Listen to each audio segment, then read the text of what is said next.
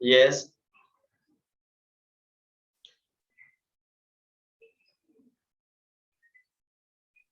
Start करें? जी जी yes. Okay sir, standard 10 का जो लेवल फर्स्ट है वो 10.1 प्रोफिशिएंसी इन इंग्लिश, यानी कि टीचर जो है वो इंग्लिश के मास्टर कैसे बन सकते हैं स्टेप वाइज। तो इसमें लेवल 1 है correctly uses of common greetings and range of common phrases in conversation in English. यानी कि लेवल 1 का जो टीचर है वो अपनी क्लास में अपने स्टूडेंट के साथ जो हमारे डेली यूजेस के छोटे छोटे जुमले होते हैं, हेलो हाय, उनका यूज करता है।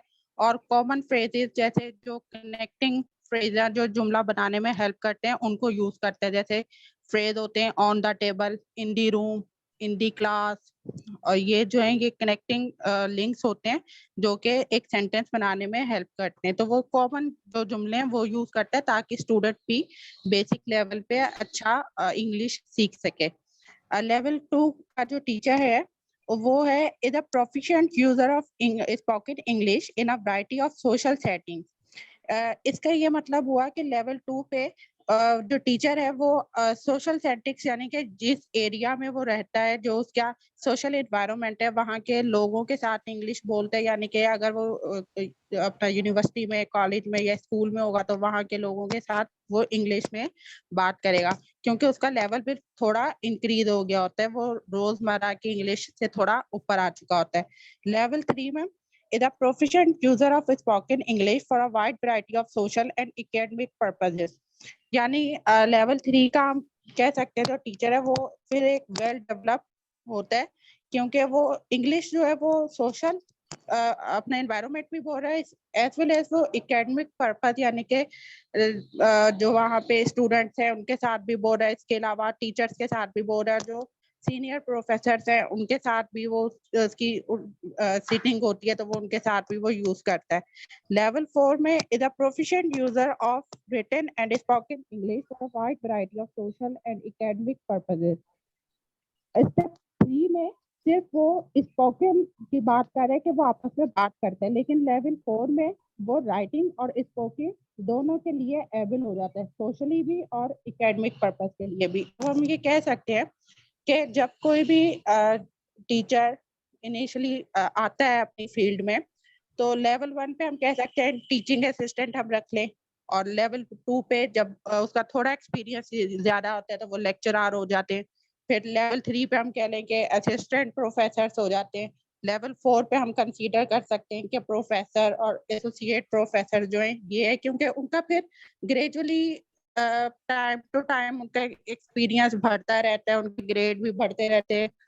तो सर इस तरह जो है टीचर्स जो है वो डेवलप होते हैं। Thank you sir. बिल्कुल सही, very good. Okay, anyone else who is prepare for their presentation?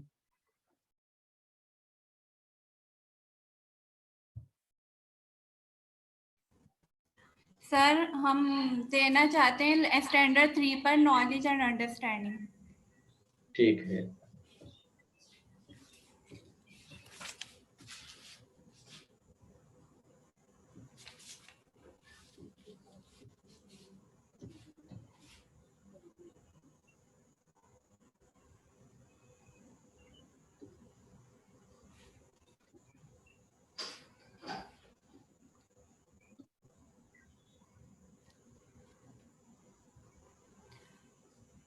Sir थोड़ा ऊपर कीजिए।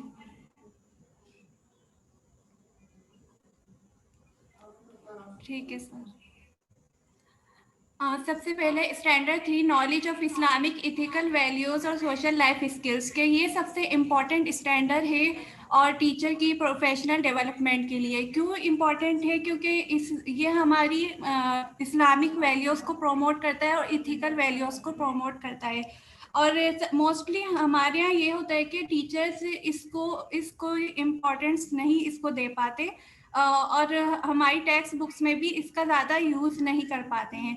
लेकिन अब इसमें जो नॉलेज और अंडरस्टैंडिंग में सबसे पहले यही है कि टीचर को अंडरस्टैंड होना चाहिए कि अपनी बुनियादी इस्लामिक वैल्यूज़ के बारे में कुरान और सुन्नत की रोशनी में, बल्कि उस अमली ज़िंदगी में भी मुज़ाहिरा करना चाहिए, जो कि हमारे ग्लोबल अमन, इत्तेहाद और इस्लामिक नज़रियात के मुताबिक हम इसे अपने ग्लोबल अमन में इस्तेमाल कर सकें और इत्तेहाद में भी, और सोशल एडजस्टमेंट में भी इस्लामिक नज़रिए को इस्तेमाल किया जा सकता है। तो इसीलिए टीचर को चाहिए कि वो बच्चे को बताए कि इस्लाम के बुनियादी नॉलेज के बारे में टीचर बच्चे को बताए, कि जैसे तौहीद, नमाज, रोज़ा, ज़कात, हज वगैरह के बारे में बच्चे को गाइड करे, और किसकी रोशनी में? सिर्फ और कुरान और सुन्नत की रोशनी में। इसके अलावा टीचर को ये भी एक स्टूडेंट को बताना चाहिए कि हम एक सोसाइटी में कैसे रहा जाता है, और हमारी सोसाइटी में क्या अखलाकियात हैं, और हमें किस तरह अपने अखलाकियात को प्रमोट करना चाहिए। जैसे हमें सच बोलना चाहिए, तो किसी के साथ मिसबिहेव नहीं करना चाहिए, बड़ों की इज्जत करनी चाहिए, और ईमानदारी से अपनी माशरे में ईमानदारी, अमानतदारी को प्रमोट करना चाहिए। तो ये तमाम इंफॉर्मेशन टीचर को अपने स्टूडेंट्स को बतानी चाहिए और इस पर प्रैक्टिस करवानी चाहिए। अब हम बात करते हैं कि जैसे ग्लोबली इम्पोर्टेंस पर के किस तरह हम ग्लोबली एक्सेप्ट जो वैल्यूज ग्लोबली एक्सेप्टेड हुई हैं उन्हें कैसे प्रमोट टीचर कर सकता है। जैसे कि ग्लोबली मसावत, बराबरी का, भाईचारे का जो दर्स दिया जाता है, ग्लोबली इंसानियत की खिदमत करना, ये सब टीचर्स को अंडरस्टैंड होना चाहिए और क्लास में बताना चाहिए। और नेगेटिव इम्पैक्ट जो आए, डिस्क्रिमिनेशन आ जाए, सोशल क्लास आ जाए, जेंडर और लैंग्वेज की बेसिस पर जो नेगेटिव असरात आते हैं, जो कि स्टूडेंट्स की मॉरल डेवलपमेंट पर असरअंदाज होंगे और सोसाइटी पर, तो उससे अवॉइड करना चाहिए। और जो अपने नज़रियात हैं, इस्लामिक वैल्यूज़ हैं, जो आपके अपने आइडियाज़ हैं, वो किसी दूसरे को हर्ट ना करें, उन सब चीज़ों से टीचर को बचना चाहिए। और तीसरा ये कि इस्लामिक और यूनिवर्सल एथिकल वैल्यूज जो है यूनाइट करके लर्नर्स को बताने चाहिए, और लर्नर्स के अकायद को मजबूत बनाना चाहिए और उनकी प्रैक्टिस करवानी चाहिए। इस तरह जो दुनिया में अमन को प्रमोशन मिल पाए। इसके अलावा हमारी टेक्स्ट बुक्स में इस्लामिक वैल्यूज के जो वो एसेंशियल प्रिंसिपल्स हैं वो इन्वॉल्व किए जाएं। अब लेवल पर बात करते हैं, तो लेवल 1 में जो है सबसे पहले ये पहला लेवल होगा जिसमें टीचर जो है वैस बताएगा कि इस्लामिक और यूनिवर्सल एथिकल वैल्यूज को टीचिंग और लर्निंग में किस तरीके से अच्छे तरीके से शो किया जाए। दूसरा लेवल जो होगा, इसमें टीचर जो होगा डिजाइन करेगा वो लेसन और एक्टिविटीज। इसमें देखें कि Islamic and universal ethical values, Islamic word भी आ रहा है और यूनिवर्सल वर्ड भी आ रहा है। इन दोनों को किया है एक्सप्लेन या पढ़ा है कि इस्लामिक और यूनिवर्सल ये दोनों वर्ड एक साथ यूज हो रहे हैं, तो क्या डिफरेंस होगा इसमें?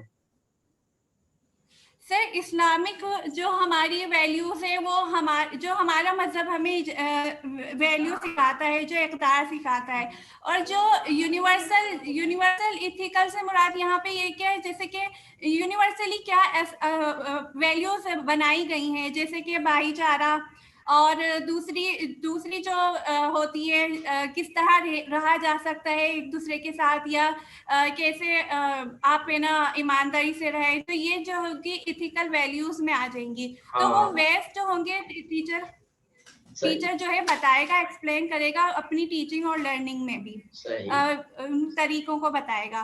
दूसरा लेवल क्या होगा, इसमें थोड़ा ऐड ये कर दें कि इस्लामिक जो है ना वो स्पेसिफिक हो गया कि जो लोग मुस्लिम हैं वो ही अंडरस्टैंड कर सकेंगे इस्लामिक वैल्यूज को, ठीक है।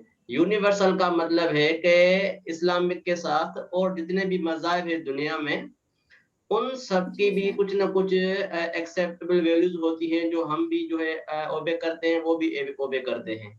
जैसे बड़ों का एहतराम करना हम वर्ड यूज करते हैं, तो जरूरी नहीं है कि जो मुस्लिम हो वो ही बड़ों का एहतराम करें, मगर जो नॉन मुस्लिम है, ज्यूज हैं, यहूदी हैं या हिंदू हैं, जितने भी हैं, तो उनके लिए भी ये एक इम्पोर्टेंस रखती है। तो यूनिवर्सल का मतलब है कि जब आप क्लास में जा रहे हैं तो आपको ये जहन में हो कि सिर्फ मैं मुस्लिम स्टूडेंट्स को नहीं पढ़ा रही, मैं एक मखसूस जो है वो तबके को नहीं पढ़ा रही, मैं सिर्फ सुन्नी को नहीं पढ़ा रही, मैं सिर्फ शिया को नहीं पढ़ा रही, क्योंकि हमारा जो सिस्टम है वो एक बटा हुआ है मुख्तलिफ जो है ना वो चीजों में।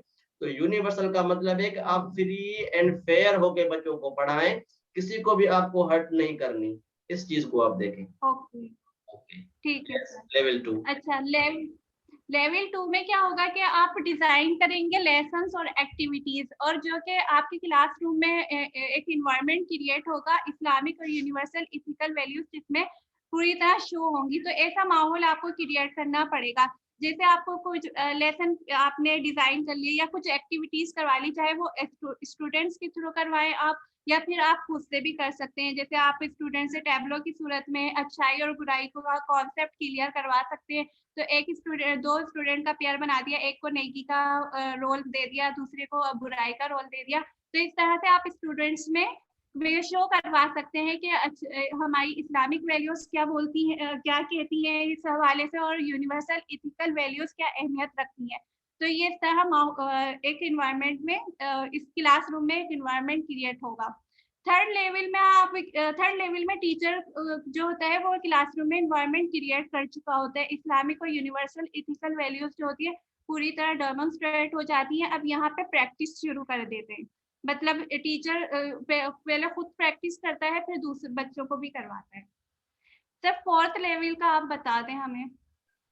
अब फोर्थ में ये होता है कि जो टीचर है वो अब क्या करता है कि सॉल्व करता है मुख्तलिफ जितने भी प्रॉब्लम्स होते हैं रिलेटेड टू द स्टूडेंट्स। ऐसा होता है ना, स्टूडेंट्स आपस में जो है वो फिक्स नहीं होते, सेट नहीं होते, हर किसी के अपने अपने क्या होते हैं सीखने के जो अवामिल होते हैं, वो अपने पर्सपेक्टिव से वो सीख रहा होता है। अब यहाँ पे जो लेवल 4 का टीचर होगा, स्टूडेंट्स को उनके नजरियात के मुताबिक, उनकी सोच के मुताबिक, उनकी अंडरस्टैंडिंग के मुताबिक उन चीजों को एक जो रियल लाइफ वैल्यूज है उनसे वो कनेक्ट करेगा, ताकि जो जितने भी मिसकंसेप्शन है उन स्टूडेंट्स के अपने मज़ाहिब के हवाले से, अपने अकायद के हवाले से, उनको एक चीज पे पॉइंट पे जो है वो ला के फिर उनको जो है वो चीजें समझाएगा। अक्सर ऐसा होता है ना कि हम स्टूडेंट्स होते हैं, छोटे होते हैं, जब हम अपनी लाइफ में होते थे तो अपनी वैल्यूज को ज्यादा सपोर्ट करते थे। सपोज करें कि हमारा कलर अगर फेयर नहीं है तो जो लोग फेयर कलर के होते हैं वो बचकाना तौर पे उन चीजों पे हावी हो जाते हैं, डोमिनेंट हो जाते हैं और अपने आप को कुछ जो है वो बेहतर करना शुरू करते हैं। या समटाइम ऐसा होता है कि जो बच्चे जैसे पेरेंटल के तौर पे ज्यादा अमीर होते हैं, पैसे वाले होते हैं, तो वो अपनी सोच जो है वो उस तरह की वो रखते हैं। जो बिल्कुल गरीब होते हैं या किसी पसमानदा इलाके से का ताल्लुक होता है तो उनकी सोच ऐसी रहती है। तो एक क्लास में इस तरह से मिसअंडरस्टैंडिंग हम जिसे कहें कि वो स्टूडेंट्स में रहती है, वो टीचर ऑब्जर्व कर लेता है। फिर आप एक एज ए टीचर आप में लेवल 4 की जो है की पॉइंट्स होंगी, तो आप उन बच्चों को एक तरफ लाके और उनको अच्छा सा मैसेज देगी ताकि उनका आपस में जो डाइवर्स रिलेशन है वो खत्म हो जाए और इस्लामी भाईचारा का जैसे हम वर्ड यूज करते हैं तो उस पॉइंट में आके वो अपनी लर्निंग जो है वो करें। ओके सर, ठीक है, सर गुड, बस यही है। सही है, गुड, थैंक यू। सही है। ये 4 आपके हो गए। क्या क्लास की टाइम यहाँ पे एंड हो रही है, इसके बाद मेरी नेक्स्ट क्लास है। अब जो स्टूडेंट्स रह गए हैं तो वो बोले कल ही दे सकते हैं, और अगर कल आपकी कोई क्लास है तो फिर थर्सडे को ही रख लेंगे जिस तरह आपको इजी लगे। और जिन लोगों ने आज दी है प्रेजेंटेशन वो अपने नाम ग्रुप में शेयर कर दें और प्लस में अपनी अटेंडेंस वो भी शो कर दें। अब जो भी आपका कोई क्वेश्चन है आप भले पूछ सकते हैं, नहीं तो फिर क्लास को हम यहाँ पे एंड करते हैं। सर एक क्वेश्चन हमें पूछना है, जी, ये जी। पर्सपेक्टिव टीचर्स के मीन्स क्या होते हैं सर? हाँ, प्रोस्पेक्टिव टीचर का मतलब है जो आप लोग हैं ना कि पढ़ भी रहे हैं और सीख भी रही हैं। तो ये पर्सपेक्टिव और प्रोस्पेक्टिव हम यूज करते हैं वर्ड उस टीचिंग के हवाले से, या हम यूज करते हैं वर्ड नोविस, नोविस वर्ड भी हम यूज